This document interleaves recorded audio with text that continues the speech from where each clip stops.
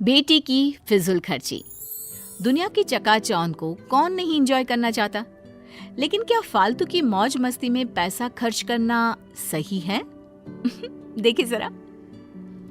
आजकल अच्छी नौकरी मिलना कितना मुश्किल हो गया है। सही कहा, जहाँ भी जाओ तो केवल यही सुनने को मिलता है, फिलहाल जरूरत नहीं है। और अगर गलती से नौकरी मिल भी जाए तो उस तनख्वाह से 2 वक्त की रोटी भी नहीं खरीदी जाती। हाँ यार, ऊपर से रोज सुबह शाम घर वालों के ताने सुनकर ही पेट भरना पड़ता है।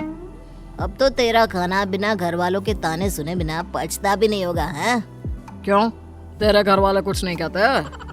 कहते तो हैं, पर क्या करें, कानों को सुनने की आदत हो गई है। अच्छा, तुम्हें एक जरूरी चीज बताना तो भूल ही गया। कल ना मुझे कमल का फोन आया था। कौन कमल? जो उस मोटे सेठ के दफ्तर में काम करता है? उसने बताया कि उसकी फैक्ट्री में कुछ काम है, उसे आदमियों की जरूरत है और तनख्वाह भी अच्छी है, तो चलते हैं क्या? अरे वाह, पूरे दिन भर में अब कोई अच्छी खबर जाकर मिली है। अगर मैं अपने घर वालों को बताऊंगा तो वो लोग खुशी से झूम उठेंगे। तो फिर देर किस बात की, चलो सुनाते हैं घर वालों को ये खुशखबरी। थोड़े दिन बाद दोनों फैक्ट्री में जाकर काम करने लगते हैं और उनको वो काम अच्छा लगता है। शहर की बात ही अलग है। ये चमचमाती हुई सड़कें, गाड़ियों का शोर, आंखें खोल देने वाले नजारे। शहर की इसी चकाचौंध में लोग अक्सर फंस जाते हैं मेरे दोस्त, तुम ये मत करना। क्यों, शहरों में क्या खराबी है? हमारी सारी जरूरतों का सामान यहीं मौजूद है और मैं तो खूब पैसे कमाऊंगा और यहीं एक अच्छा सा घर देखकर अपने परिवार के साथ बस भी जाऊंगा। पर उसके लिए मेरे दोस्त हमें बहुत सारे पैसे कमाने होंगे, और पैसे कमाने के लिए हमें मुंह कम हाथ ज्यादा चलाने होंगे। ऐसे ही काम करते करते 2-3 महीने बीत जाते हैं। काम करते करते पता ही नहीं चला कब 3 महीने बीत गए। अब तो घर वालों की बहुत याद आती है। हाँ सही कहा, कल माँ से बात हुई तो माँ भी यही पूछ रही थी घर कब आ रहा है। क्यों ना हम 4-5 दिन की छुट्टी लेकर गांव हुआ है। और हाँ, उससे पहले एक दिन बाजार जाकर घर के लिए कुछ सामान ले आएंगे। गांव में तो आधा सामान मिलता है, आधा नहीं। और मैंने सुना है शहर के बाजार बहुत बड़े और सुंदर होते हैं, वहाँ तरह तरह की दुकानें होती हैं। ठीक है, कल छुट्टी की अर्जी देने के बाद बाजार चलेंगे। अगले दिन बाजार में, अरे वो देखो, कितनी सारी दुकानें हैं, कितना सामान, कितनी बड़ी बड़ी दुकानें। अरे देखो तो कितना सुंदर लग रहा है। अच्छा, पहले वो सामान ले ले जो लेने आए हैं। हाँ हाँ, क्यों नहीं। फिर उस दुकान से शुरुआत करें क्या? नहीं, मुझे लगता है उस दुकान से, वहाँ से हमें सस्ता और अच्छा मिलेगा। और तुम्हें ऐसा क्यों लगता है? क्या वो दुकान तुम्हारे रिश्तेदार की है? नहीं, तुम्हारे। अरे दिमाग के पैदल इंसान, क्योंकि वहाँ पर ज्यादा भीड़ है और दुकान में डिस्काउंट का ऑफर चल रहा है। तुम्हें तो सब पता है यहाँ के बारे में। अब चलोगे भी? हाँ हाँ चलो। अरे बस भी करो, कितना सामान लोगे? चलो ना, उस दुकान में भी देखते हैं। सारा जरूरत का सामान तो हम ले चुके हैं, अब तुम्हें कौन सा सामान चाहिए? जब हम दुकान के अंदर जाएंगे तभी तो पता चलेगा कि हमारे पास क्या नहीं है। बस ये आखिरी दुकान है, इसके बाद सीधा घर चलेंगे, ठीक है? ठीक है पक्का। अब चलोगे भी अंदर? तुम्हें नहीं लगता कि तुमने आज काफी खरीदारी की है? मुझे तो और भी करनी थी, पर सोचा आज के लिए इतना काफी है। मुझे तो लगा कि तुम थोड़ी देर बाद मुझसे पैसे मांगने लगोगे। अरे वो तो मैं भूल ही गया था। मजाक कर रहा हूँ। फिर कभी आएंगे।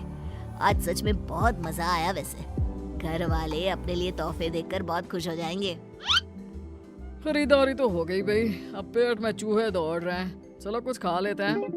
ठीक है, चलो वहीं खा लेते हैं। खाना कितना अच्छा था, मेरा तो पेट फुल भर गया है। रोजाना कैंटीन का वो बेस्वाद खाना खाकर मेरा मुंह भी बेस्वाद हो गया था। आज कुछ स्वादिष्ट खाकर दिल को सुकून मिला। रोज ऐसा खाने को मिले, क्या मजा आ जाए। कैंटीन का खाना तो ठीक ही होता है, हाँ आज का खाना उससे ज्यादा स्वादिष्ट था, मानना पड़ेगा।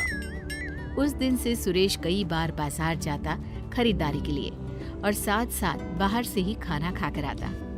सुरेश, तू कल शाम को कैंटीन में खाने को नहीं आया। मैंने बहुत देर तक तेरा इंतजार किया। फिर किसी ने कहा कि तू बाजार गया है। अभी कुछ दिन पहले ही तो तू बाजार गया था, कल फिर से क्यों गया? अरे कुछ दिन पहले जब मैं बाजार गया था ना, तो वहाँ एक बहुत बढ़िया जूते देखे थे, पर मैं ले नहीं पाया। और अब जब तनख्वाह आ गई तो कल ही मैंने वो जूते खरीद लिए। देख, आज मैं पहन कर भी आया हूँ।